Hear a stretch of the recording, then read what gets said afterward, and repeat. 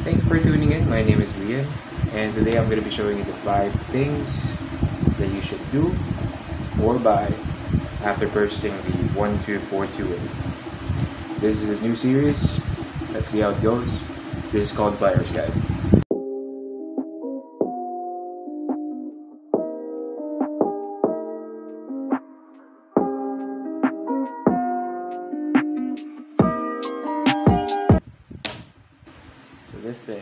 This is the Driveshaft of the 12428. This is the first thing that you should buy. These trucks come with the plastic driveshaft from the factory, and they usually look the same, look similar to something like this. Except this one is already my second driveshaft already, but it still keeps breaking. So these are pretty cheap. These are relatively cheap. So this is like 100 pesos, which is around $2 in US money. But it's still frustrating that I have to change it up every bash session.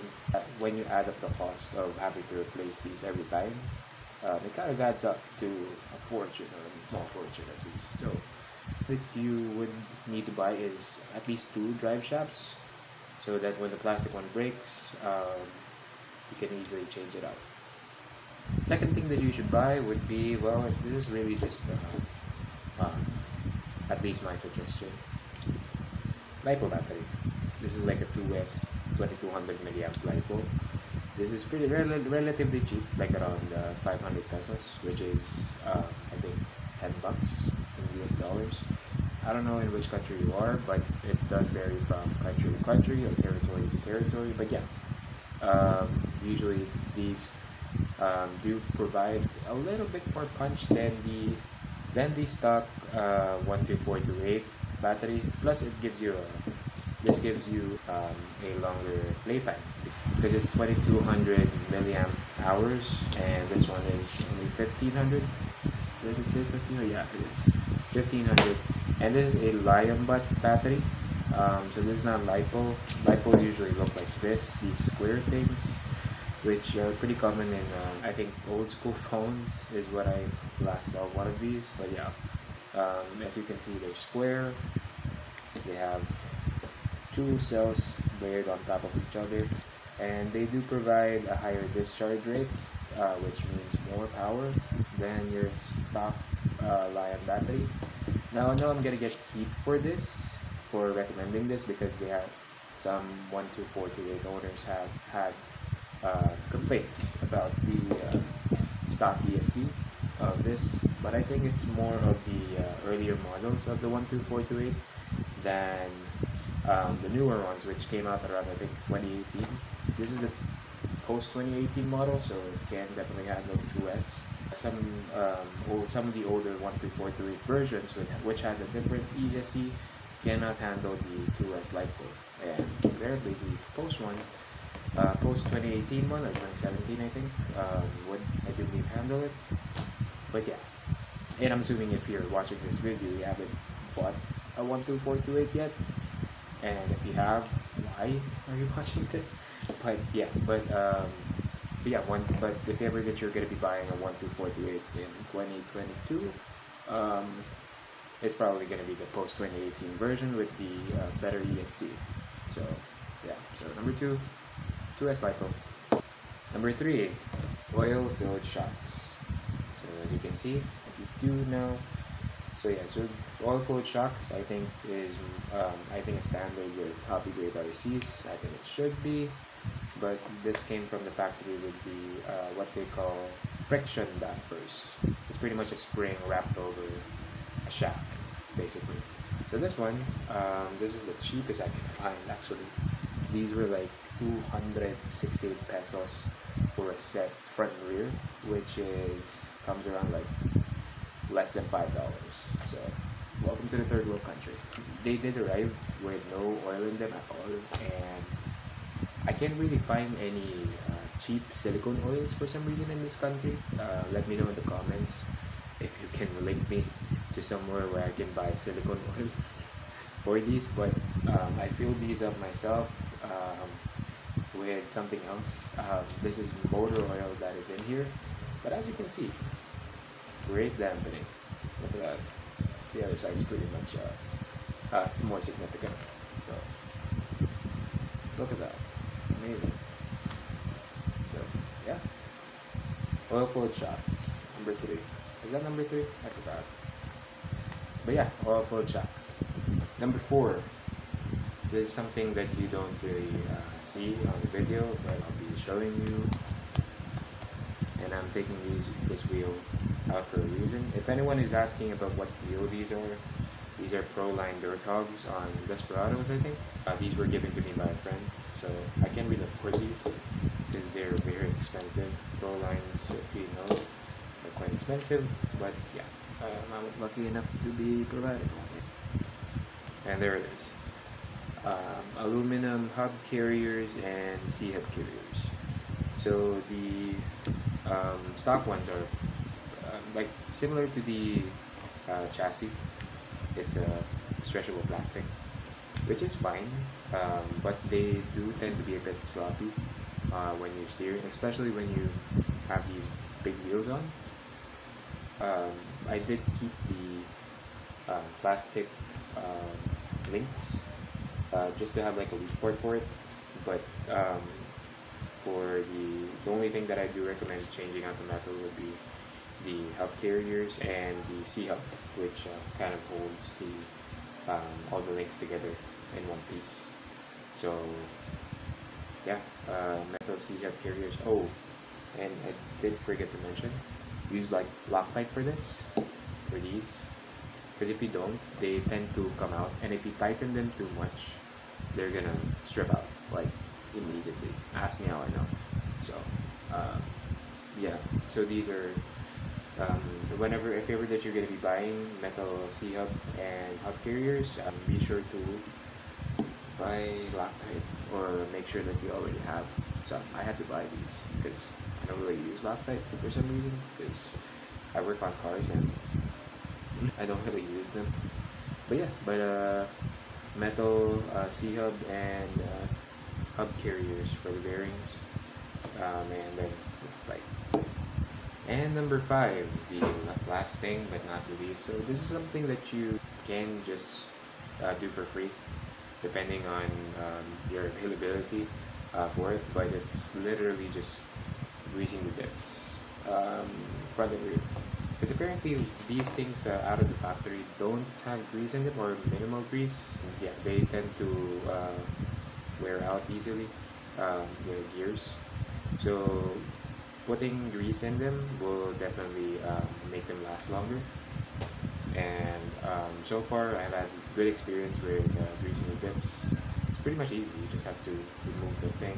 I'll probably just do an instructional video, but I think there's already a number on YouTube for these cars on how to rebuild the diffs. The diffs is pretty much universal. I think most crawlers or desert or rock racers like these that have this type of body style with the rear live axle would have the same type of diffs, so there's a lot of similarities.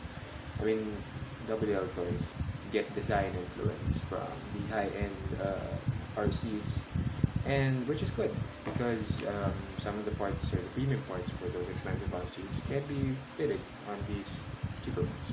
So I think it's a win-win. I get a cheap RC, so grease the front and rear drive shafts. It could be for free if you have grease at home. I just use automotive grease, but you can use hobby grade grease depending on your preference. I personally just use automotive grease because that's what I have, and it's cheaper. It's literally grease, which is sticky stuff that you just put around metal just for them to last longer. So I don't think it makes much of a difference with using hobby grade hobby grade grease than just your normal automotive grease. They use it for cars, so I think you can use it for RCs. And so far I had good experience with it. So automotive greasers, and I'll probably just use the same thing with the if ever I will be able to buy more expensive RC, I'll still use automotive grease, whatever you say. That concludes my top 5 things that you should do after buying the WL Toys 12428. If you have any questions or comments, leave them down below. I think this is a too much of a short video, so I might as well give you a build overview of what I have. So I'll put you back down and I'll let you see what's up.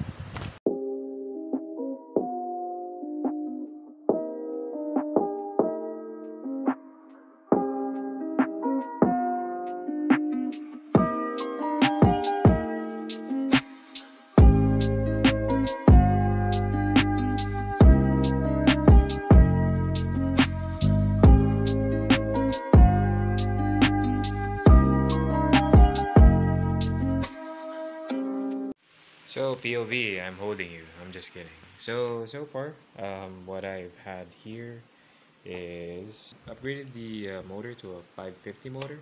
This came secondhand or used, as you guys in the other countries call it, for 300 pesos. So that's relatively around $6. So it's not bad. Next, of course, as I've said earlier, these are the Desperado wheels. So these are, I think, for 1/16 scale, and as you can see, they're pretty much used when I got it. This didn't have the threads anymore when I got it. This had some threads still, but they're pretty much getting worn down as well. And for the battery, for those wondering how was I able to fit the 2200 milliamp battery on there, I did have to do some modification. Oh, and these are not bolt-ons, by the way. As you can see, there's a minimal clearance issue with the links, especially with these metal ones, because they tend to pop out or pop in a little bit more than the plastic ones. So I don't know, guys, if you guys can see it, but there are spacers. I use 20mm spacers just to make these wheels fit, because if I don't, then this little thing will rub inside the wheel well of these wheels. So if ever that you're going to be getting 1/16 scale wheels for these, then definitely get spacers. And I already can tell the comments saying that they tend to break your stuff if you use spacers. So yes, you do tend to break more parts with installing spacers, but I think it's subjective, because is it really the spacers that kill these things, or is it you putting other parts on these? Because there's a higher chance of you killing these or breaking these parts, especially the suspension parts with bigger wheels. So based on my experience, they haven't broke anything on me yet, other than of course the plastic links. I had to replace them. Other than the plastic links, I did have to replace these because they broke, and then I switched to metal, which are pretty much holding up very well. I don't see any issues with it, and they're a bit dirty, but they're holding up pretty well. So as you can see, I already replaced the drive shaft with a new one, because the old one, this one here, I think you already saw it in the other video, they tend to break. So oopsie. So yeah, so I recommend the first thing that you do is buy at least two of these, just so that you have spares. So if one breaks, then you already have something to replace, like I did. I actually ordered these like months ago, but or these ones months ago, but I just had to replace it today. So not bad of a deal. So I think that concludes my video on the 12428. If you do have any questions or comments, please leave them down below. And if you made it through the end, I really appreciate you watching this. This is my first RC video. I just recently got into the hobby, and so far I'm having fun with it. I hope this video will help you out in making choices about your RCs. I'll probably do another one because I do have another RC that needs fixing. But yeah, that's actually pretty much it. So thank you for tuning in, and I hope you have a good day.